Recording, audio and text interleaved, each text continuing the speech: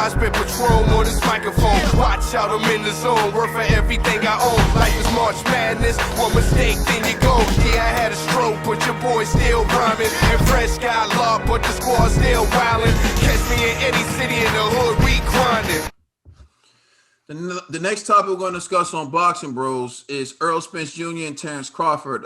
During the fight with Canelo Alvarez versus Callum Smith, they interviewed Errol Spence, and Errol Spence said that the Spence versus Crawford fight can happen in 2021. He said, but Bob Arum needs to stop lying. He needs to sit down with Al. He said the fight can happen if Terrence Crawford realizes he's going to get the lion's share. He's going to get 60-40 or 70-30, whatever it's going to be. He said if Crawford realizes that, the fight can happen. After that, Crawford sent a tweet.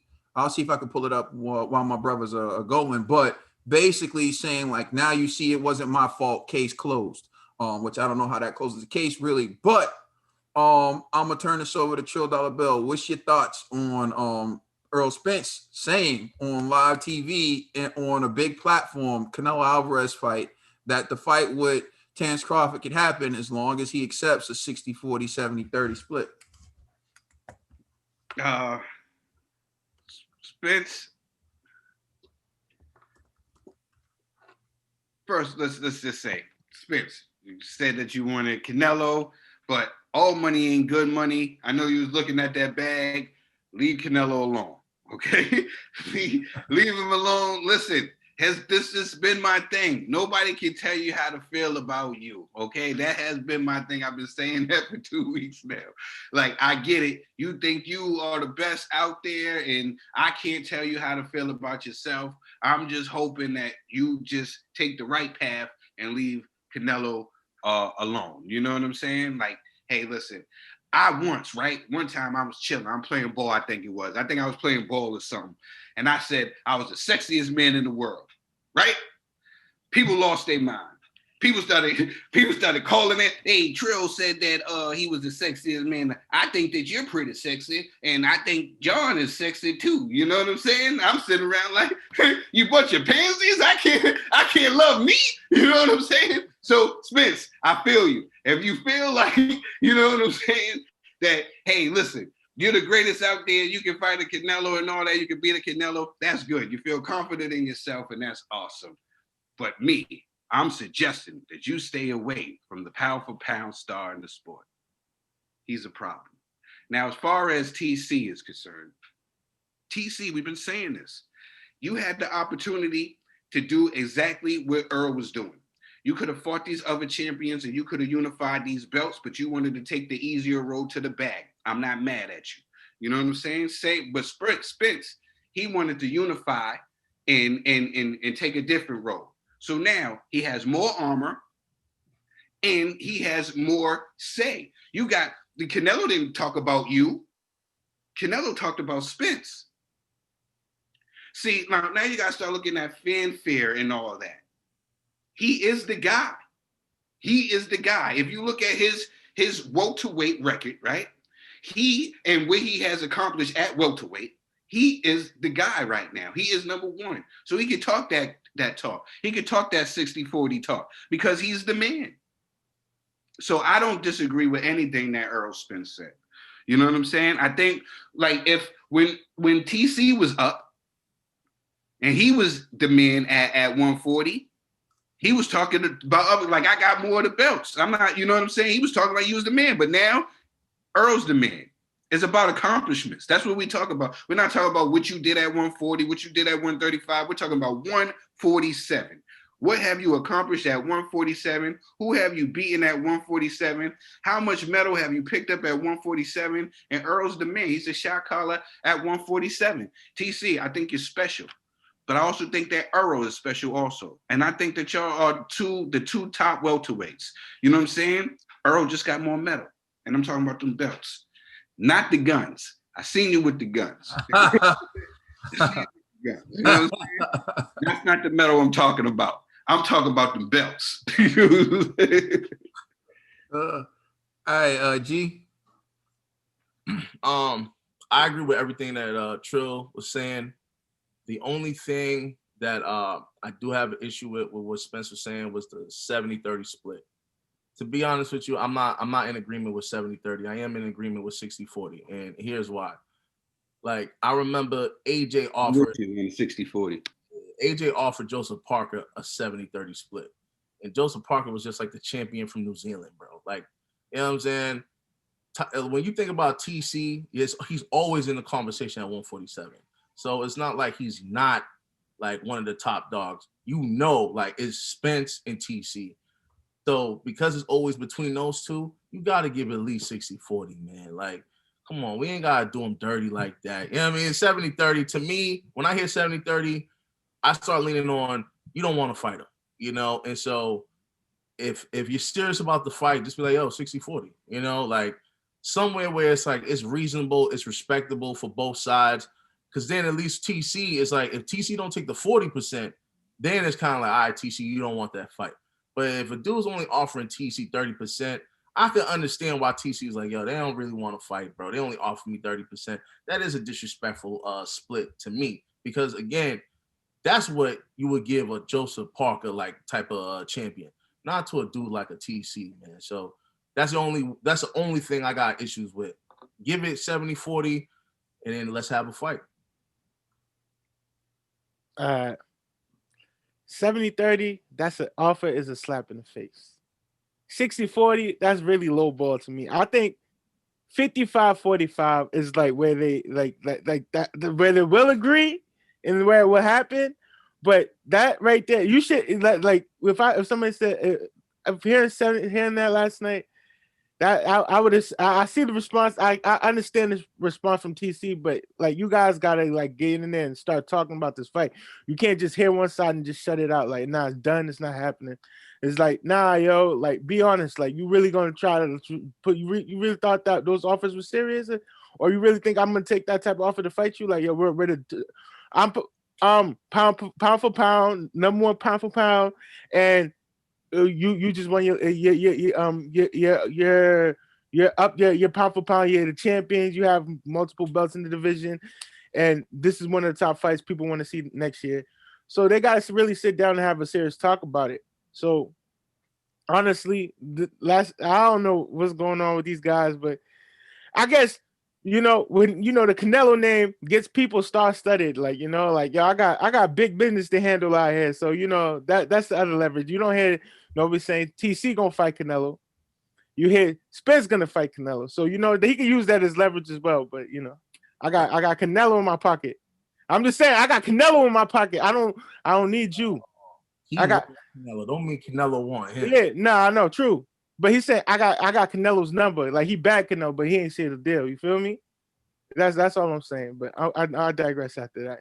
I'll say this, yo, Spence, you can dare to be great, but don't dare to be delusional. Like, like, for one, you don't need to be in the ring with Canelo. Two, I don't think Canelo's even looking at you, bro. Like, you know what I'm saying? Like, it's too much work for Canelo to fight you when he could just fight the big dogs at 168. Like, come on, let's not even do this. And I believe in to say what you were saying there, just to talk about what you were saying, I think a 60-40 is fair, because you're getting an extra 10% before having the extra medal and having the best. We're talking about what you have accomplished at 147. Yeah. We know TC special. We love TC. We know what he did at 135. He got one belt at 135. We understand that he was undisputed at 140. We're just talking about 147. Like, when we talk about, it ain't what you did years ago, it's what you're doing now. You know what I'm saying? You don't get credits and kudos or what you did in the past, is what you did now. You know what I'm saying? Forget what you did last week. What you show me what you did today. You know what I'm saying? The pay-per-view star either. You know what I mean? But I just feel 30 is just too low. Yeah, but I think 60-40 is fair. Respectable. TC should just take the 40. Yeah, so a few things. TC has to look at negotiations is all about leverage. And at this particular point in time, he has none. Although I'm going to give him a blueprint that I think he should follow. And I think if he follows this blueprint, the tide can shift. Look at this objectively. Like, I understand there are a lot of people who like TC, who believe that TC would beat Errol Spence. I understand there's a lot of people who feel like Errol Spence has been ducking him for years. Regardless of what you may think, this is a business at the end of the day. Boxing is a business. And if you look at the business of boxing, Bob Arum has come out and said that he's lost money on Terrence Crawford, right? Because Bob Arum knew this. If Terrence Crawford went to PBC, his stable would have been dead. It would have been absolutely dead. Can you imagine if Terrence Crawford was on PBC and then he got to make all these great fights? He already sued PBC because he said they had a monopoly on the game. They had a monopoly on the sport. So he had to pay Terrence Crawford to keep him from going to PBC. And in doing so, he's taking losses because he had to pay Terrence Crawford more than he could actually generate. Now, that can't be disputed. You heard it from the horse's mouth. You know what it is. You see how much he pays Terrence Crawford and how much his fights generate, right? You're paying a guy $5 million allegedly per fight, but he fights on basic cable. Not even premium cable, basic cable.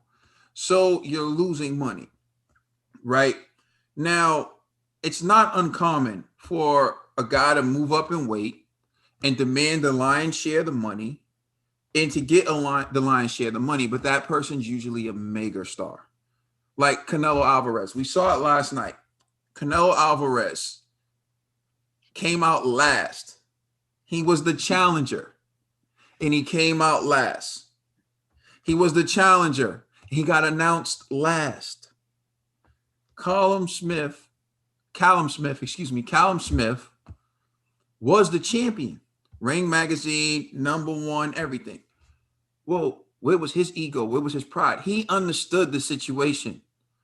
I'm fighting Saul Canelo Alvarez. And, I always listen because, I've never heard this said for Errol Spence or for Terrence Crawford, by the way. When they introduced Canelo Alvarez, they said, needing no introduction the world over. You know what that means? You're dealing with a next level superstar in the mix. When they introduced Callum Smith, they said all his accolades. They didn't say needing no introduction the world over. That means anywhere you go, someone's going to know Canelo. Anywhere you go, someone's going to know Canelo. See, so when you got that type of notoriety, you call the shots. Now here you got two guys with their egos and whatever, but the fact remains, when you look at this, Errol Spence, better resume, more pay-per-view buys, and he has more titles. Errol Spence Jr. is the WBC champion, the IBF champion. Terrence Crawford only has the WBO title. And then you look at who he beat for those titles, and that was less than stellar opponent in Jeff Horn.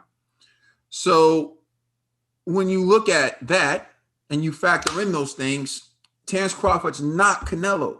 He's not coming up with the most recognition. He's not coming up having the most pay-per-view buys. He's not coming up with the better resume. He's not moving up with that. So what entitles him to say the lion's share? He doesn't deserve the lion's share. 30%'s a joke. So, in negotiations, you do that though. Someone may accept it. TC shouldn't accept 30%. That's laughable. But 60-40 is legitimate. And we know he offered TC 60-40 because TC tweeted it. Said, oh, it looks like the fight's not happening because he's offering me 60-40. And if anything, I should get 60, he should get 40. See, that's someone being unrealistic. TC, dude, you have to look at it. You're on a stable that has no other fighters. I can see if your stable was loaded with talent that people wanted to see. Maybe if you fought Josh Taylor, but Josh Taylor trying to clean out his division before he would move up. You don't have that. You don't have an opponent on Top Rank. Your problem is you have no leverage. You have no other opponent. You need Spence. Spence can fight other people. Spence could fight Thurman. If he can get Pacquiao, he can fight Pacquiao. If he can't, he can do a rematch with Porter. He can fight other people. And Porter's your mandatory. So, you're not going to make that much money with Sean Porter. And the Young Buck just fought last night on Showtime. Boots. You know what I'm saying? Yeah, and Boots. But to me, there's so many options for Spence. He got Ugas, he got everybody. Mm-hmm. And you know, so what are you gonna do? So TC, here's what I would say to you. Here's what you should do.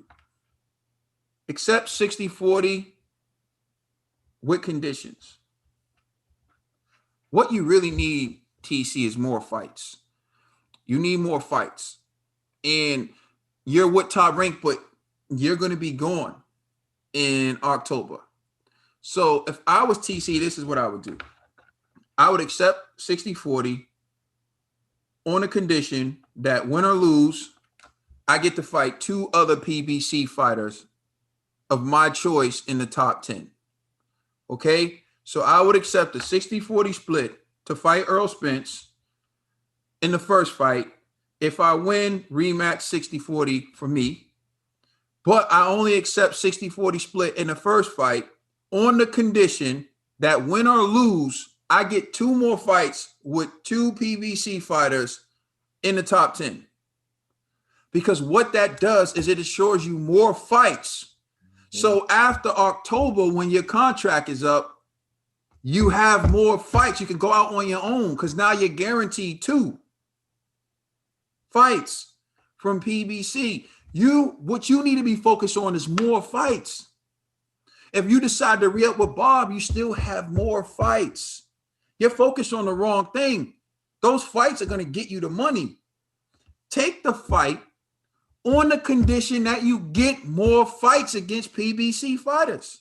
That's it. That's your blueprint. That's the way you win. You beat Errol Spence, right? And then you beat him in the rematch, and you still got 2 fights with PBC fighters. October, you go on your own. That's all your bread. And you get Bob Arum the money back that he lost on you. You can leave shaking Bob's hand like it was a great deal for the both of us. I'm going out on my own. Bob can't say you did him greasy. When you're out on your own, you got these 2 fights. And you can pick Danny Garcia. You can pick whoever you want. And that's all your bread. But you need more fights, bro. That's your blueprint. 60-40 on a condition that win or lose with Errol Spence in the first fight or the rematch, I get 2 more fights with PBC fighters in the top 10. And then you win. Let us know how you feel in the comment section. Please like and subscribe and check us out on Instagram and Twitter. I mean, for real. Check us out on Instagram and Twitter. And please check out our podcast on all major streaming services. I'm Trill Dollar Bill. That's Caden. That's G. And that's the TBE, baby. And we are the Boxing Bros. Please subscribe. Please subscribe. If YouTube will let them. We could have been flawless, flying enough to make people's mouths drop jawless. How can 2 years be erased in 1 August? And you know I have my pride, so I had to get brolic. All in all, I can't call it. Just know you're my queen. Wish I was denim, cause then I be in your jeans. Can't fight fate, and you've been loving me since your teens. But when you can't move forward, you gotta wipe your slate clean.